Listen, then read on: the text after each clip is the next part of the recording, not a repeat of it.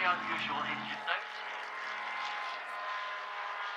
because of the ducted fan.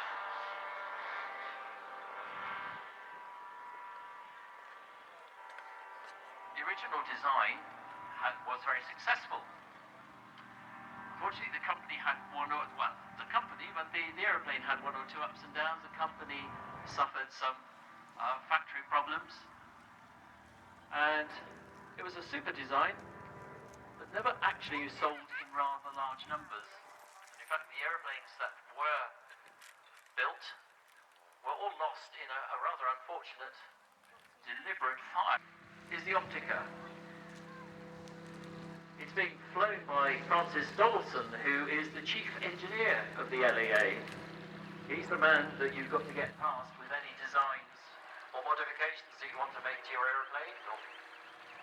So if he's happy with the aeroplane, then it's got to be a good one, and the Optica obviously is.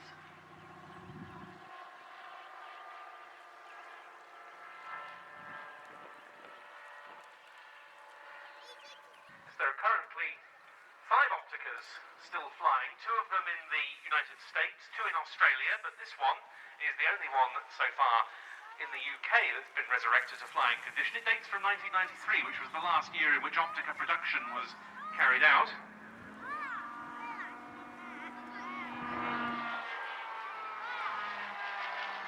Back then it went into service performing fire spotting duties for the Spanish government. Nigel mentioned Francis Donaldson there, and he initially learned to fly the Optica back in the late 1980s under the tutelage of the late, great Neville Duke, the Hawker test pilot who used to demonstrate the Opticas regularly and even used to perform traffic spotting duties with them at the Farnborough air shows.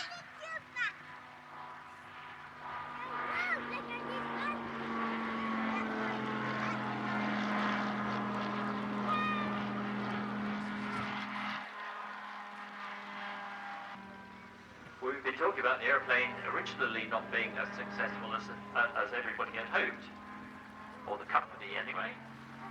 But we're glad to say that a new company has been formed,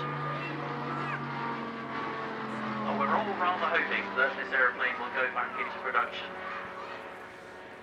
It has a great number of the attributes of a helicopter. It will also fly fast. But the main thing is it has a fraction of the operating costs of a helicopter. So as long as you don't actually want to hover, stop over something, you just want to fly very slowly over transmission lines, roads, rivers, or do spotting various sorts, this is just an ideal machine for it. Cheap to run, and extremely versatile.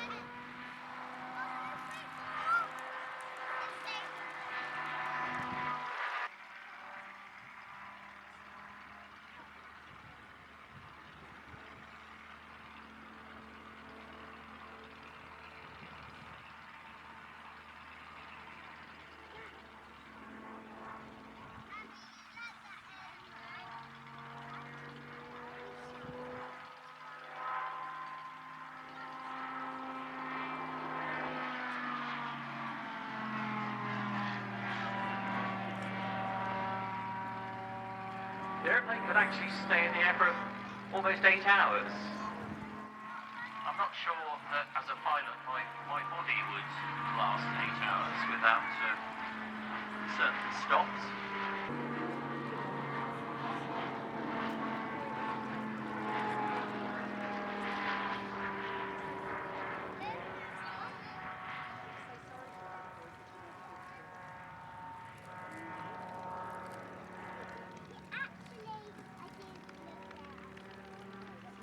Welcome English is good.